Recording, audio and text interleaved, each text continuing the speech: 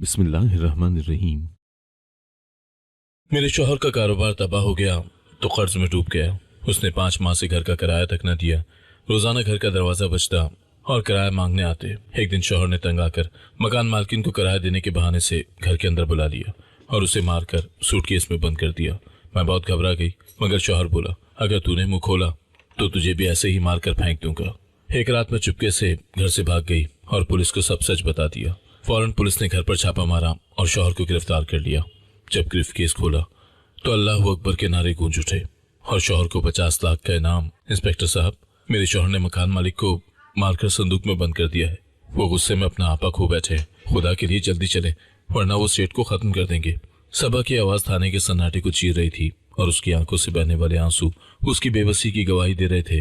Duty पर मौजूद अफसर ने हैरानी से सबा की तरफ देखा और पूछा, क्या तुम्हारा शौहर हमीद वही है जो किताबों की जल्दी बनाने का काम करता है? वो इतना संगदिल कैसे हो सकता है? सबा ने धाड़े मारकर रोते हुए कहा, साहब, गुर्बत और मुसलसल फाकों ने उसे बदल कर रख दिया है। 5 माह से किराया ना दे पाने की जिल्लत और सेठ की रोज की गालियां उसे दरिंदगी पर मजबूर कर चुकी हैं। आप जल्दी करें, वरना उसके लोहे के संदूक में बंद सेठ जब्बार की सांसें रुक जाएंगी और मेरे शौहर के हाथ हमेशा के लिए एक बेगुनाह के खून से रंग जाएंगे। हमीद अपनी जिंदगी की सबसे बड़ी आजमाइश से गुजर रहा था, क्योंकि कभी वो इस इलाके का सबसे माहिर जिल्दसाज कहलाता था और उसके हाथ कुरान पाक के नुस्खों और कदीम किताबों को संवारने का काम करते थे। मगर आज वही हाथ खाली थे और उसके हुनर की जगह गुर्बत ने ले ली थी। सबा ने किचन में खाली बर्तनों की आवाज सुनी तो उसे अपना दिल डूबता हुआ महसूस हुआ, क्योंकि वो जानती थी कि आज फिर उनके घर में चूल्हा नहीं चलेगा। और वो खामोशी से हमीद के करीब आकर बैठ गई, जिसके माथे पर परेशानी की गहरी लकीरें वाज़ेह थी। हमीद ने अपनी शरीके हयात के मुरझाए हुए चेहरे को देखा तो उसे अपनी नाअहली पर रोना आने लगा, क्योंकि वो उसे 2 वक्त का खाना भी नहीं दे पा रहा था और उसकी गैरत उसे अंदर ही अंदर खाई जा रही थी। सबा ने बहुत धीमी आवाज में हमीद से कहा, आज फिर घर में आटे का एक दाना भी नहीं है और पिछले 2 दिन की तरह आज भी हमें भूखा ही सोना पड़ेगा। आखिर ये हालात कब बदलेंगे और कब हमारी जिंदगी में सुकून आएगा? हमीद ने एक ठंडी आह भरी और जवाब दिया, सबा, उस शॉर्ट सर्किट की आग ने सिर्फ मेरा प्रिंटिंग प्रेस नहीं जलाया था, बल्कि मेरी तकदीर भी जला दी थी। और अब तो लगता है कि ये जिल्लत ही हमारा मुकद्दर बन चुकी है। उसने मजीद कहा कि 5 माह पहले जब हम हालात से मजबूर होकर सेठ जब्बार के उस पुराने और वीरान घर में आए थे तो मुझे लगा था कि शायद यहाँ से हमारी जिंदगी का एक नया आगाज होगा, मगर मैं ये नहीं जानता था कि ये घर हमारे लिए एक जेल बन जाएगा, जहाँ हमें रोजाना अपनी इज्जत नफ्स का सौदा करना पड़ेगा। हमीद ने सबको याद दिलाया कि सेठ ने यह मकान सिर्फ इस शर्त पर सस्ते किराए पर दिया था कि पिछले सहन का बोसीदा स्टोर रूम हमेशा बंद रहेगा और वहां कभी कदम नहीं रखेंगे। उस वक्त मुझे ये शर्त मामूली लगी थी, मगर अब सेठ का बदलता हुआ रवैया और उसके स्टोर रूम को लेकर जुनून ने मुझे डरा दिया है। अचानक मेन गेट पर होने वाली एक जोरदार और वहशियाना दस्तक ने उन दोनों के गिर्द बने हुए सोचों के हिसार को तोड़ दिया और सबा खौफ के मारे हमीद के पीछे छुप गई, क्योंकि वो जानती थी कि ये बेरहम दस्तक सिर्फ सेठ जब्बार की ही हो सकती है। बाहर से सेठ जब्बार की गरजदार और जहरीली आवाज आई, ओए हमीदे, दरवाजा खोल। अब तू मेरा किराया हजम करके नवाब बन के अंदर छुपा बैठा है। अगर आज तूने पिछले 5 माह का हिसाब ना किया तो मैं तेरा सारा कबाड़ गली में फेंक दूंगा और तुझे धक्के देकर बाहर निकाल दूंगा।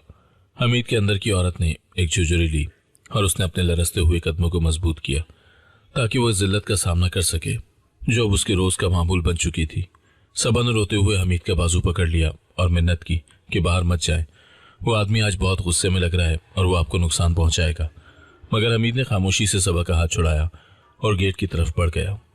जैसे ही हमीद ने कुंडी खोली तो सेठ जब्बार किसी बिफरे हुए शेर की तरह अंदर दाखिल हुआ और हमीद का गिरेबान पकड़कर उसे दीवार से लगा दिया और गुस्से से चिल्लाया, क्या समझ रखा है तुमने मुझे? क्या मैं यहाँ खैरात बांटने के लिए बैठा हूँ? हमीद ने निहायत आजिज़ी से कहा, सेठ साहब, खुदा के लिए मेरी मजबूरी को समझे। मुझे जैसे ही कोई काम मिलेगा मैं आपका एक एक पैसा चुका दूंगा।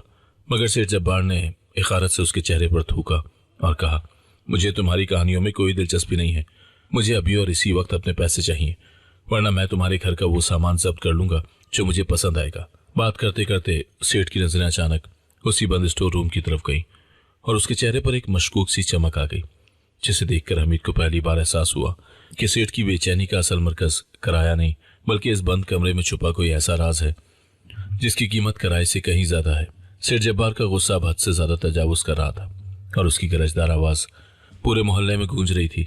जिससे हमीद को महसूस हो रहा था कि उसकी रही सही इज्जत भी खाक में मिल जाएगी।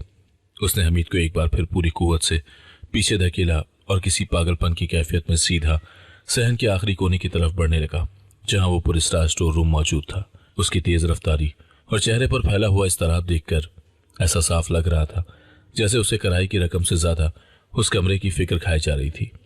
हमीद ने लपक कर उसका रास्ता रोकने की कोशिश की और लरसती आवाज में कहा, सेठ साहब, आपने खुद ही किरायानामा तय करते वक्त ये शर्त रखी थी कि ये कमरा बंद रहेगा, हम इसकी तरफ रुख भी नहीं करेंगे, फिर आज आप खुद ही अपने कानून तोड़कर वहां क्यों जा रहे हैं? सेठ जब्बार के माथे पर पसीना आ रहा था और वो बार बार गली के गेट की तरफ देखता जैसे कोई उसका पीछा कर रहा हो।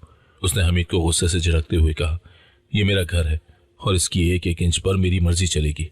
तुम एक किराएदार हो जिसने 5 महीने से एक धेला तक अदा नहीं किया, तो अब तुम्हें मुझसे सवाल करने का कोई हक नहीं पहुंचता। सबा जो दूर कमरे की दहलीज पर खड़ी ये सब देख रही थी, उसे सेठ के लहजे में छुपी वहशत ने बुरी तरह डरा दिया था, क्योंकि सेठ की आंखें खूनखार हो रही थीं और वो किसी भी हद तक जाने को तैयार लग रहा था। हमीद ने महसूस किया कि सेठ जब्बार की बेचैनी महज माली नहीं है, बल्कि उस बंद कमरे के पीछे कोई ऐसा काला साया है जो उसे मुसलसल बेचैन कर रहा है। मगर उस वक्त हमीद की सबसे बड़ी फिक्र अपनी बीवी की हिफाजत और वो जिल्लत थी जो मोहल्ले वालों के सामने उसका मुकद्दर बन रही थी। जब सेठ जब्बार ने देखा कि हमीद उसका रास्ता नहीं छोड़ रहा, तो उसने अपनी वास्किट की जेब से एक वजनी और चमकती हुई चाबी निकाली, जिसे देखकर हमीद के होश उड़ गए, क्योंकि सेठ ने मकान देते वक्त हल्फ उठाकर कहा था कि इस कमरे की चाबी बरसों पहले गुम हो चुकी है और ताला जंग आलूद होकर नाकारा हो गया है। हमीद ने हैरत और गुस्से के मिले जुले जज्बात के साथ पूछा, सेठ साहब, आप तो कहते थे कि चाबी आपके पास मौजूद ही नहीं है, फिर ये अचानक कहां से निकल आई और आप हमसे इतना बड़ा झूठ क्यों बोल रहे थे? सेठ जब्बार ने इस अचानक सवाल पर एक लम्हे के लिए बुरी तरह बड़बड़ा गया, मगर फिर उसने अपनी बखलाहट पर काबू पाते हुए निहायत ढटाई से जवाब दिया कि मैं इस जायदाद का मालिक हूं और मालिक को हर छोटी बात अपने नौकरों जैसे किराएदारों को बताने की जरूरत नहीं होती। अब खामोशी से एक तरफ हो जा, वरना मैं अभी पुलिस को कॉल करूंगा और तुझे चोरी के इल्जाम में जेल भिजवा दूंगा। सबा ने आगे बढ़कर हमीद का बाजू पकड़ लिया और उसे पीछे खींचने लगी, क्योंकि उसे अंदेशा था कि सेठ के हाथ में मौजूद वो वजनी चाबी किसी भी वक्त हमीद के सर पर लग सकती है। मगर हमीद की मर्दाना गैरत उसे मजीद खामोश रहने की इजाजत नहीं दे रही थी। सेठ ने कांपते हाथों से स्टोर रूम का ताला खोलने की कोशिश की, मगर शायद उसकी घबराहट इतनी ज्यादा थी कि चाबी बार बार उसके हाथ से छूटकर फर्श पर गिर रही थी। इसी कश्मकश के दौरान उसने मुड़कर हमीद को कि अगर कल सूरज ढलने तक 5 महीनों का तमाम किराया मेरे हाथ में ना हुआ, तो मैं तुम्हें और तुम्हारी बीवी को इसी अंधेरे स्टोर रूम में बंद कर दूंगा और इस शहर में किसी को खबर तक नहीं होगी कि तुम दोनों कहाँ गायब हो गए। सेठ जब्बार की यह धमकी किसी आम मकान मालिक की नाराजगी नहीं थी, बल्कि इसमें एक मुजरिमाना रंग झलक रहा था, जिसने हमीद और सबा के जिस्म में खौफ की एक लहर दौड़ा दी और उन्हें पहली बार ये शिद्दत से एहसास हुआ कि वो किसी खतरनाक शिकंजे में फंस चुके हैं, जहां से निकलने का अब कोई रास्ता नजर नहीं आ रहा। सेठ जब्बार के जाने के बाद वो पूरी रात हमीद और सबा के लिए किसी भयानक ख्वाब से कम नहीं थी, क्योंकि खौफ उनके घरों की दरो दीवार से लिपट गया था और भूख की शिद्दत ने उनके सोचने समझने की सलाहियत को मुअत्तल कर दिया था। सबा ने सारी रात मुसल्ले पर बैठकर गुजारी और अल्लाह से इस मुश्किल वक्त से निकलने के लिए दुआ मांगती रही, जबकि हमीद कमरे के वस्त में बैठा उन पुराने औजारों को देख रहा था जो कभी उसका फख्र थे, मगर अब उसकी बेबसी का तमाशा बन चुके थे। हमीद के जहन में बार बार वो चाबी घूम रही थी जो सेठ ने छुपा कर रखी थी, और उसका वो इस्तराब जो उसे किसी मुजरिम की तरह बेचैन करा था।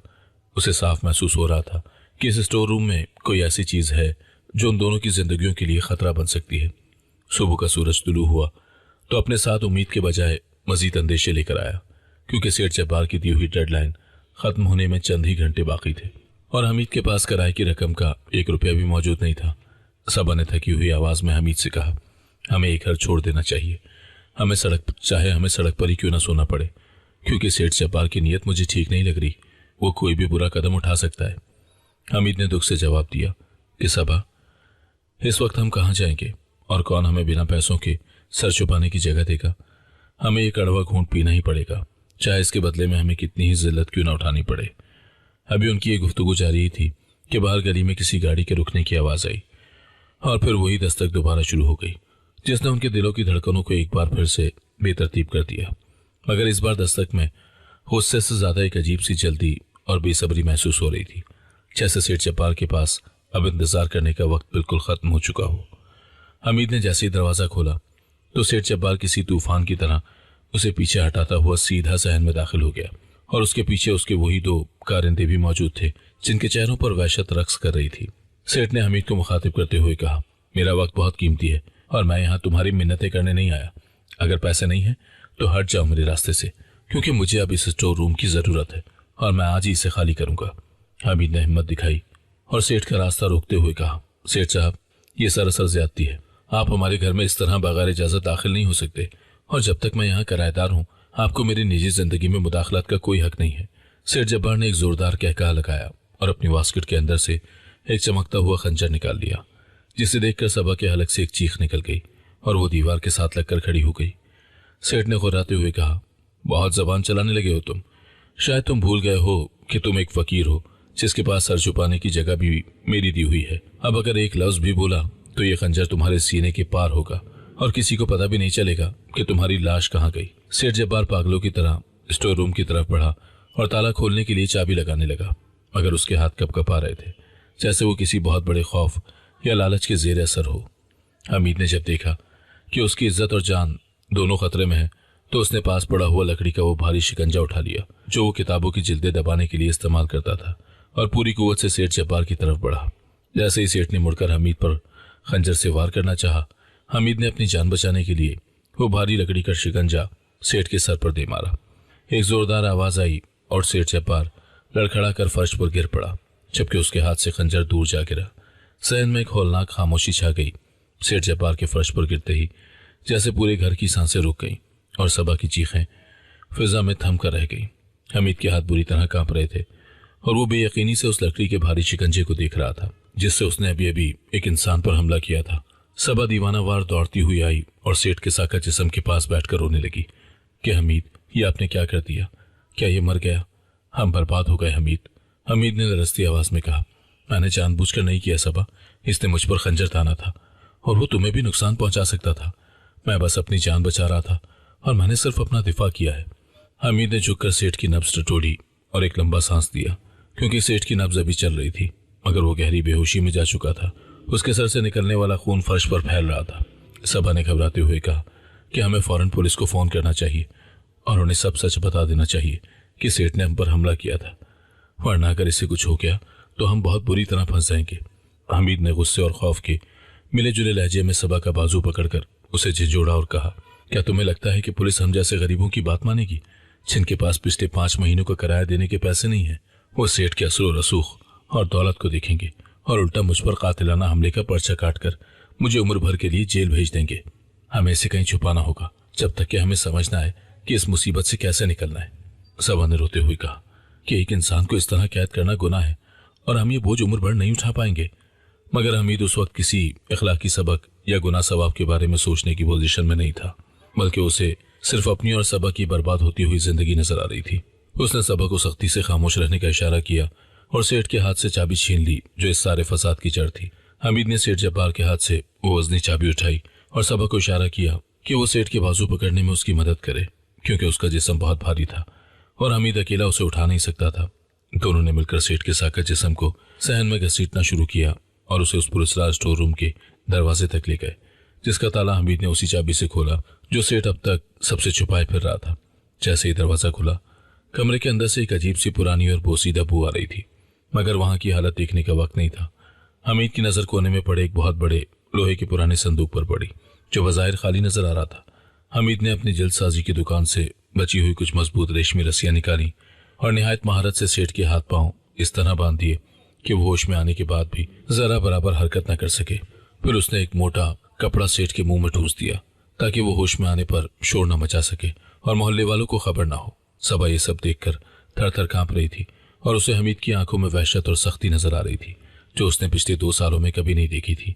हमीद ने संदूक का भारी ढक्कन बंद किया और उसे ताला लगाकर चाबी अपनी जेब में रख ली।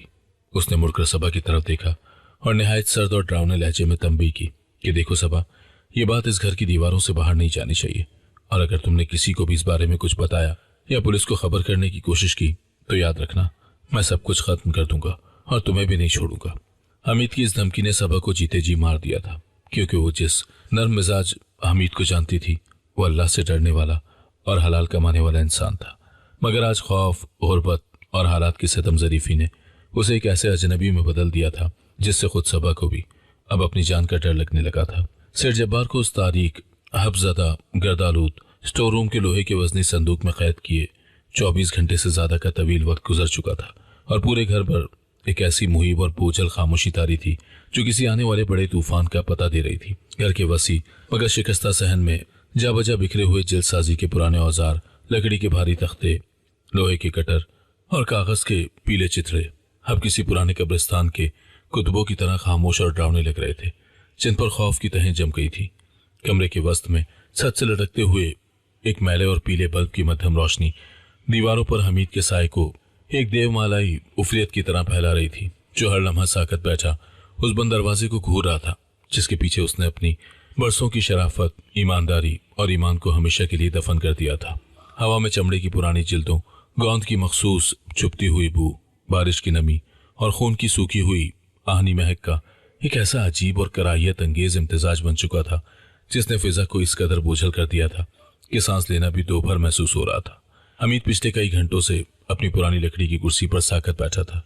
उसकी आंखों के गिर्द सियाह हल्के पड़ चुके थे और उसके चेहरे पर मौजूद वो मासूमियत जो कभी नादिर और दीनी किताबों की जल्दसाजी करते वक्त उसके चेहरे से झलकती थी, अब मुकम्मल तौर पर गायब होकर एक वहशतनाक बेचैनी में बदल चुकी थी। सबा जो कभी इस छोटे से घर की रौनक और जिंदगी थी, अब एक साई की तरह दीवारों से लगकर चलती थी और उसकी आंखें खौफ की शिद्दत से अंदर को धंस गई थी, जैसे उसने कोई ऐसा मंजर देख लिया हो जिसने उसकी रूह तक को झुलस कर रख दिया हो।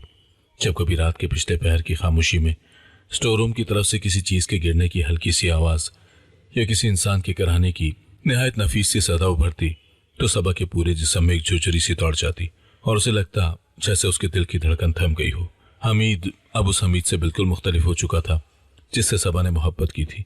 उसकी आंखों में वो मखसूस चमक अब मुर्दा हो गई थी जो कभी कदीम किताबों के वो सीधा कागजों को देखकर पैदा होती थी, और अब वहां सिर्फ एक दरिंदगी और वहशत थी जो उसे बार बार खिड़की के पर्दों के पीछे से बाहर गली में झांकने पर मजबूर कर रही थी।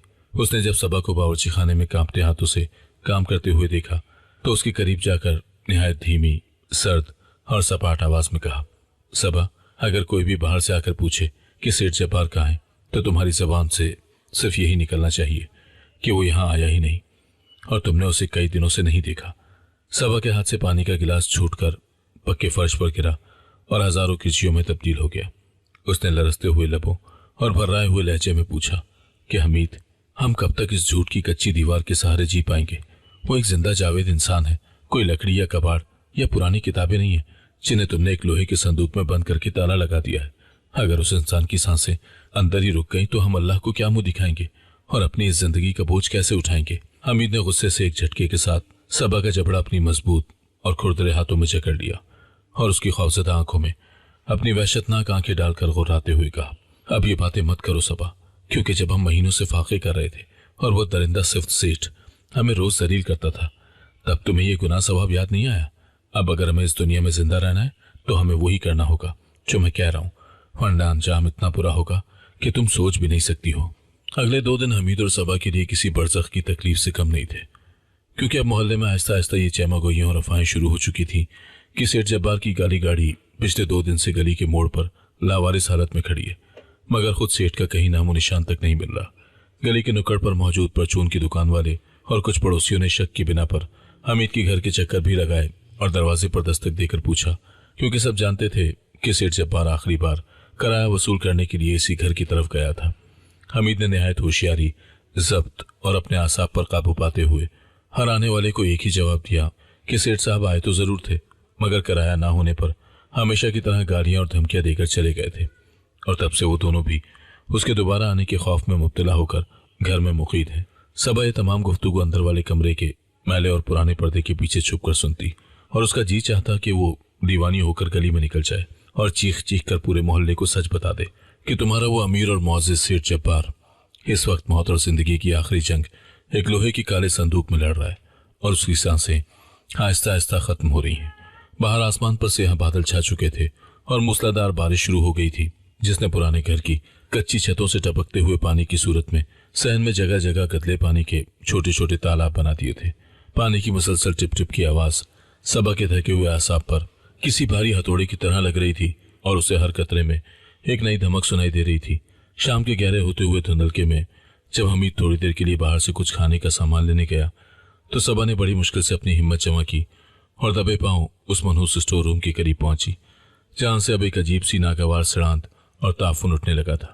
उसने दरवाजे की बारीक से दरार से अंदर झांकने की नाकाम कोशिश की तो उसे घुप अंधेरे में सिर्फ वो भारी भरकम लोहे का संदूक नजर आया, जो अब किसी इंसानी ताबूत की तरह खौफनाक लग रहा था। अचानक सबा को यह महसूस हुआ कि संदूक के अंदर से बहुत धीमी, नहीफ और लरसती हुई आवाज आ रही है, जैसे कोई अपनी आखिरी सांसें लेते हुए मदद के लिए पुकार रहा हो। सबा का सोया हुआ जमीर उसे ताजियानों की तरह झिझोड़ने लगा कि वो एक कातिल की शरीक हयात और एक मुजरिम के साथ ही बनती जा रही है, और अगर आज उसने कोई बड़ा फैसला ना किया तो कल वो भी इस भयानक जुर्म में बराबर की शरीक समझी जाएगी और उसे कभी माफी नहीं मिलेगी। उसने दिल में ये पुख्ता फैसला कर लिया था कि वो अपनी मोहब्बत और अपने शौहर को एक अपनी गुनाह की आग में जलने से बचाने की खातिर उसे एक बहुत बड़े जुर्म से रोक कर रहेगी, चाहे उसकी कीमत उसे खुद अपनी जान की सूरत में ही क्यों ना अदा करनी पड़े। जब हमीद बारिश से भीगा हुआ वापस घर आया तो उसने देखा कि सबा का चेहरा गैर मामूली तौर पर पुरसुकून और खामोश था, मगर उस खामोशी के पीछे एक ऐसा हौलनाक तूफान छुपा था जिसका हमीद को वहमो गुमान भी नहीं था। उसने हमीद को खाना पेश किया और उसे अपनी बातों में उलझाकर उसकी तवज्जो हटाने की मुसलसल कोशिश की, ताकि वो रात के पिछले पहर जब दुनिया सो रही हो अपने इस खतरनाक इरादे को पाए तकमील तक पहुंचा सके, जो उसे और हमीद को इस दुनियावी और उखरवी जहन्नुम से निकाल सकता था। रात का पिछला पहर था और पूरे शहर पर मौत जैसी खामोशी तारी थी, मगर सबा के दिल के अंदर वसवस और खौफ का एक ऐसा शोर बपा था जो उसे चैन से बैठने नहीं दे रहा था। कमरे के कोने में धरी पुरानी लकड़ी की कुर्सी पर हमीद थकावट और जहनी दबाव की वजह से बैठते ही सो गया था। उसके चेहरे पर फैली हुई जर्दी और माथे पर उभरी हुई परेशानी की लकीरें बताती थी कि वो नींद में भी किसी अजियतनाक जगह में मसरूफ है। सबा ने बहुत आहिस्ता से अपने बिस्तर की चादर सरकाई और दबे पांव फर्श पर कदम रखा। उसे डर था कि कहीं पुराने तख्तों की चरचराहट हमीद को बेदार न कर दे। बाहर मूसलाधार बारिश अब थम चुकी थी, मगर छत से गिरने वाले पानी के कतरों की आवाज सहन में पड़े खाली बर्तनों से टकराकर एक अजीब सनसनीखेज मौसीकी पैदा कर रही थी। सबा ने अलमारी से अपना पुराना काले रंग का बुर्का निकाला और उसे पहनते वक्त उसके हाथ इस तरह कांप रहे थे जैसे वो कोई बहुत बड़ा जुर्म करने जा रही हो, मगर उसका जमीर उसे पुकार पुकार कर कह रहा था कि अगर आज उसने हमीद को इस गुनाह से ना रोका तो वह हमेशा के लिए कातिल बन जाएगा। उसने एक नजर मुड़कर हमीद के सोए हुए चेहरे पर डाली। वही हमीद जो कभी उसकी कायनात था, जिसकी एक मुस्कुराहट पर वो अपनी जान वार देती थी। आज उसी हमीद के खिलाफ उसे थाने जाकर मुखबरी करनी थी ताकि वो उसे मजीद तबाही से बचा सके। सबा ने जैसे ही मेन गेट की भारी जंजीर को निहायत एहतियात से हटाया, उसे लगा जैसे ये आवाज पूरे मोहल्ले में गूंज गई है। उसका दिल हलक में आ गया और वो एक लम्हे के लिए वहीं जमकर रह गई, मगर हमीद की गहरी और बोझल सांसों ने उसे हौसला दिया कि वो अभी तक ख्वाब खरगोश के मजे ले रहा है। वो नंगे पांव गली में निकल आई, जहां कीचड़ और ठंडे पानी ने उसके पैरों को छुआ तो उसके पूरे जिस्म में एक झुरझुरी दौड़ गई, मगर वो दीवानावार थाने की तरफ भागी जा रही थी। उसके पीछे भौंकते हुए आवारा कुत्तों की आवाजें उसे मजीद खौफजदा कर रही थी और उसे हर साय में हमीद का गुस्से भरा चेहरा नजर आ रहा था। जब वो थाने की दहलीज पर पहुंची तो उसका सांस बुरी तरह से फूल रहा था और उसका हुलिया देखकर ड्यूटी पर मौजूद सिपाही हक्का बक्का रह गया। सबा ने वहां मौजूद बेंच का सहारा लिया और रोते हुए इंस्पेक्टर के सामने अपना पूरा हाल दिल खोल कर रख दिया। उसने बताया कि किस तरह गुर्बत ने हमीद को सेठ जब्बार पर हमला करने पर मजबूर किया और अब वो एक मौजूद इंसान को संदूक में कैद करके बैठा हुआ है। थाने में मौजूद इंस्पेक्टर को सबा की बातों पर पहले तो यकीन न आया, मगर जब उसने सबा की आंखों में छुपी सच्चाई और उसके चेहरे की लर्जिश को देखा तो उसे मामले की संगीनी का एहसास हो गया, क्योंकि सेठ जब्बार इलाके की एक जानी पहचानी शख्सियत था और उसका यूं गायब होना पहले ही पुलिस के लिए एक बड़ा मौमा बना हुआ था। इंस्पेक्टर ने फौरन एक भारी पुलिस नफरी को अलर्ट किया और 2 मोबाइल गाड़ियां सायरन बजाती हुई उस तंग गली की तरफ रवाना हुई जहां हमीद का छोटा सा घर वाक़ था। सबा पुलिस की गाड़ी में पिछली नशिस्त पर बैठी थी, मुसलसल अपने हाथों की उंगलियां मरोड़ रही थी। उसके जहन में सिर्फ एक ही ख्याल गर्दिश कर रहा था कि क्या हमीद उसे कभी माफ करेगा या फिर उनका रिश्ता इस मोड़ पर हमेशा के लिए टूट जाएगा।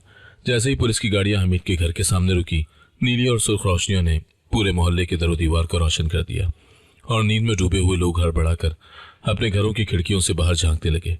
पुलिस वालों ने एक जोरदार ठोकर से घर का बोसीदा दरवाजा तोड़ दिया और बंदूकें ताने हुए अंदर दाखिल हो गए। हमीद जो कुर्सी पर बैठा ऊँग रहा था, अचानक होने वाले इस हमले पर बौखला कर उठ खड़ा हुआ और जब उसने सामने पुलिस को देखा तो उसके पैरों तले से जमीन निकल गई। उसकी नजरें पुलिस के पीछे खड़ी सभा पर पड़ी, जिसकी आंखों से आंसुओं का समंदर बह रहा था। हामिद की आंखों में एक लम्हे के लिए शदीद दुख, गुस्सा और हैरत के जज्बात उभरे, जैसे वो सभा से पूछ रहा हो कि उसने उसकी मोहब्बत का ये सिला दिया है। पुलिस वालों ने हामिद को कोई मौका दिए बगैर उसे दबोच लिया और उसके हाथों में ठंडी हथकड़ियां पहना दी, जबकि इंस्पेक्टर ने गरजदार आवाज में पूछा कि बताओ, सेठ जब्बार की लाश कहाँ छुपाई है। हामिद ने टूटे हुए लहजे में सिर्फ इतना कहा, वो लाश नहीं है, वो जिंदा है और स्टोर रूम के अंदर मौजूद संदूक में कैद है। खुदा के लिए उसे जल्दी निकालें, वरना वो मर जाएगा। पुलिस के जवानों ने जैसे ही उस मनहूस स्टोर रूम का ताला तोड़ा और अंदर दाखिल हुए, वहां फैले हुए हब्स और बू ने सबको परेशान कर दिया। जब लोहे का वो वजनी संदूक खोला गया तो अंदर सेठ जब्बार अधमरी हालत में पड़ा हुआ था। उसके हाथ पांव बंधे हुए थे और उसके चेहरे पर मौत की जर्दी छाई हुई थी। मगर जैसे ही उसे बाहर निकालकर उसके मुंह से कपड़ा हटाया गया, उसने एक लंबी और गहरी सांस दी, जिससे वाज़ेह हुआ कि वो अभी जिंदा है। मगर उस लम्हे किसी को अंदाजा नहीं था कि उस संदूक की तह में सेठ जब्बार के साथ साथ कुछ ऐसी चीजें भी मौजूद हैं जो इस पूरी कहानी का रुख हमेशा के लिए बदलने वाली हैं। पुलिस इंस्पेक्टर ने जैसे ही सेठ जब्बार के नीम मुर्दा और बदबूदार वजूद को उस काले संदूक से बाहर निकलवाया, पूरे कमरे में एक अजीब सी सनसनीखेज खामोशी छा गई, क्योंकि सेठ की हालत गैर इंसानी हद तक बिगड़ चुकी थी और उसके चेहरे की जर्दी उसके गुनाहों की गवाही दे रही थी। मगर पुलिस की तफ्तीश अभी खत्म नहीं हुई थी, क्योंकि एक सिपाही की नजर उस भारी संदूक के पैंदे पर पड़ी, जहां कुछ मशकूक सी हरकत महसूस हो रही थी। सिपाही ने जब सेठ के मैले कुचैले कपड़ों और पुरानी बोरियों के एक तरफ हटाया तो वहां से कुछ रेशमी गिलाफ बरामद हुए, जो इंतहाई नफासत से लपेटे गए थे और उन पर वक्त की धूल जमी हुई थी। इंस्पेक्टर ने तजस्सुस के आलम में एक गिलाफ को खोला तो उसके अंदर से एक निहायत कदीम, बोसीदा और सुनहरे रंग के कागजात बरामद हुए, जिन पर लिखे हुए अल्फाज किसी आम इंसान की समझ से बालातर थे। मगर हमीद, जो बरसों से नादिर व नायाब किताबों की जल्दसाजी करता आ रहा था, उसकी माहिराना नजरों ने दूर से ही उन कागजात की अहमियत को पहचान लिया और वह हथकड़ियों में जकड़े होने के बावजूद बेख्तियार आगे बढ़ा, जैसे उसे कोई अनदेखी कुव्वत उन कागजात की तरफ खींच रही हो। हमीद ने लरसती हुई आवाज में इंस्पेक्टर से कहा, साहब, ये कोई आम कागज नहीं है, बल्कि ये वो मुकद्दस इस्लामी मीरास है जिसकी तलाश में पूरी दुनिया के आसार कदीमा के माहिरीन बरसों से सरगर्दा हैं। उसने अपनी माहिराना नजरों से उन सफ़ात का मुआयना करते हुए मजीद कहा, यह खत कूफी में तहरीर शुदा 4वीं सदी हिजरी का कुरान पाक का वो नायाब नुस्खा है जो बरसों पहले कौमी अजायब घर से चोरी हो गया था और जिसकी खबरें हम अक्सर अखबारात में पढ़ा करते थे। हमीद की ये बात सुनकर थाने का वो संगदिल इंस्पेक्टर भी एक लम्हे के लिए शजदा रह गया और उसने उन मुकद्दस सफ़ात को निहायत एहतराम से अपने हाथों में ले लिया, जबकि वहां मौजूद दीगर सिपाही भी अकीदत के मारे अपने सर झुकाकर खड़े हो गए, क्योंकि उन्हें अंदाजा हो गया था कि इस पुराने स्टोर रूम में सिर्फ एक इंसानी कैद नहीं था, बल्कि यहाँ हमारी तारीख और मजहब का वो बेशकीमत खजाना छुपा हुआ था, जिसे सेठ जब्बार जैसा बददियानत इंसान बैरून मुल्क स्मगल करने की तैयारी कर रहा था। हमीद ने तफसीलन बताया कि ये कागजात किस किस्म की रोशनाई और सोने के पानी से तैयार किए गए हैं और इनकी जल्द साजी में जो महारत इस्तेमाल हुई है वो सिर्फ उस दौर के खास माहिरीन का ही खासा थी।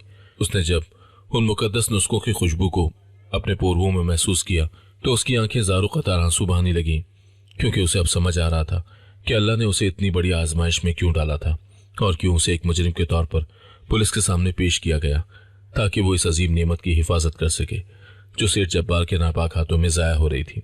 सबा जो एक कोने में खड़ी रो रही थी, उसने जब अपने शौहर पर वो पुरानी चमक और अकीदत देखी तो उसका सर भी फख्र से बुलंद हो गया, क्योंकि वो अब जान चुकी थी कि उसका हमीद कोई कातिल या दरिंदा नहीं है, बल्कि वो एक अजीम मीरास का मुहाफिज बनकर उभरा है, जिसकी हिफाजत करना हर मुसलमान का ख्वाब होता है।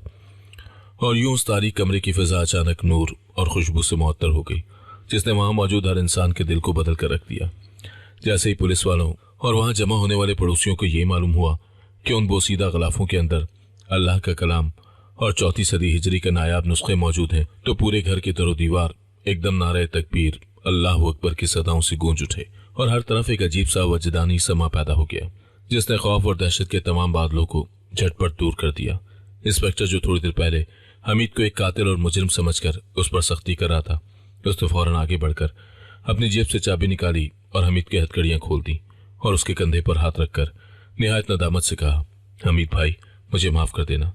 मैंने तुम्हें एक आम सा मुजरिम समझा था, मगर तुमने हमारी कौम और हमारे दीन की वो मीरास बचा ली है जिसका कोई मोल नहीं है।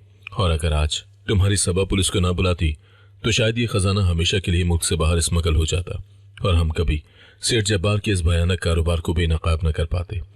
सेठ जब्बार जो अब होश में आ चुका था, जब उसने देखा कि उसका बरसों छुपाया हुआ राज फाश हो चुका है और उसकी स्मगलिंग का काला धंधा अब पूरी दुनिया के सामने आ गया है, तो वो जिल्लत और नदामत के मारे फर्श पर ढेर हो गया और पुलिस ने उसे वो हथकड़ियां पहना दी जो कुछ देर पहले हमीद के हाथों में थी।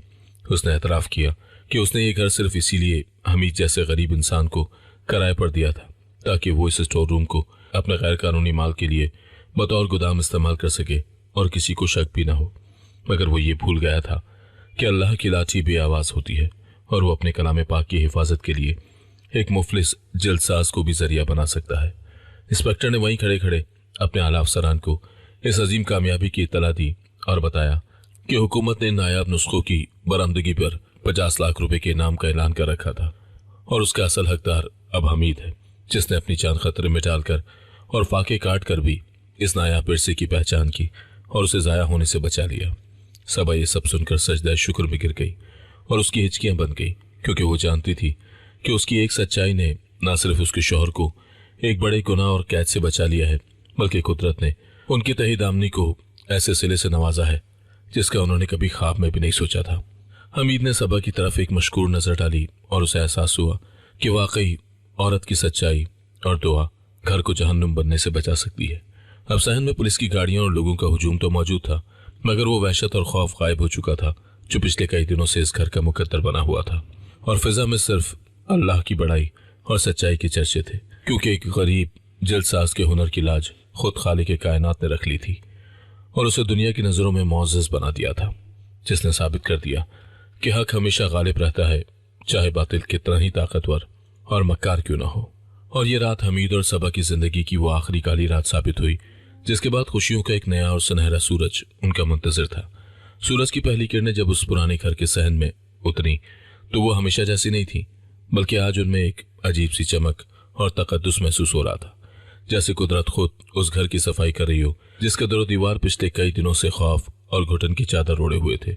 हमीद पुलिस स्टेशन से तमाम कानूनी कार्रवाई मुकम्मल करके जब घर वापस लौटा तो उसके कदमों में वो पहले जैसी लर्जिश नहीं थी, बल्कि एक वकार और सुकून था जो सिर्फ सच्चाई और हक की जीत के बाद ही नसीब होता है।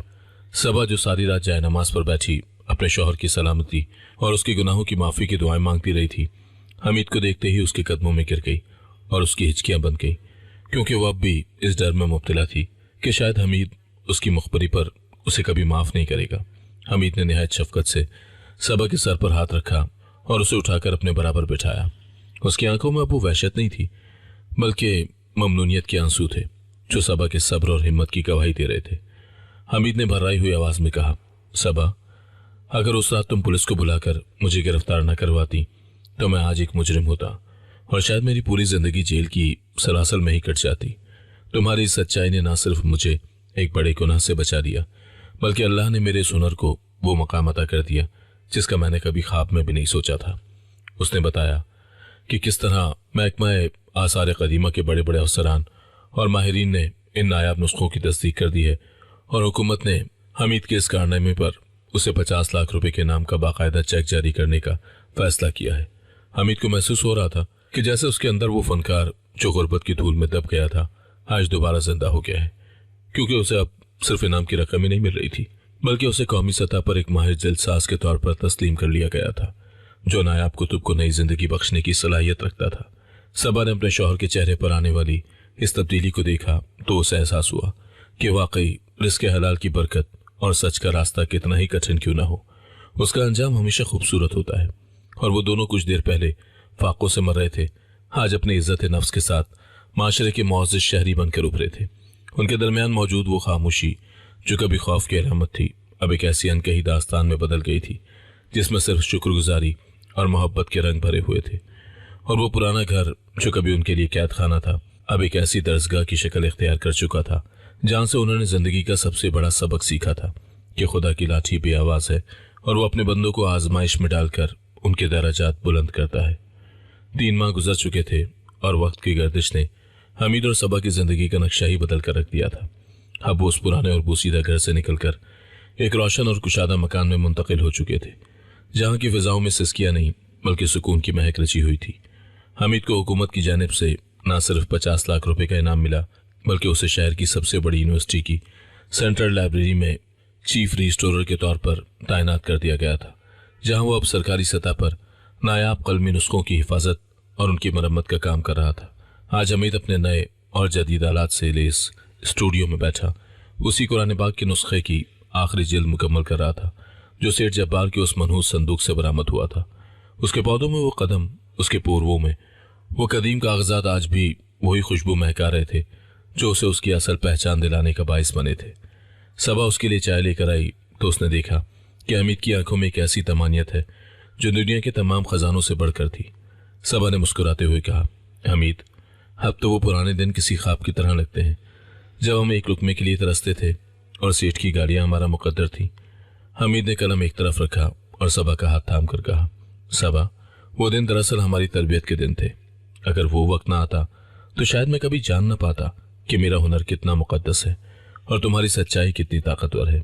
सेठ जब्बार को उसके गुनाहों की सजा मिल चुकी थी और वो इस वक्त जेल की काल कोठरी में अपने किए पर पछता रहा था, जबकि हमीद और सबा का घर अब बरकतों का गहवारा बन चुका था, जहां वो अपनी आमदनी का एक बड़ा हिस्सा गरीब और जरूरतमंदों की मदद के लिए वक्फ कर चुके थे।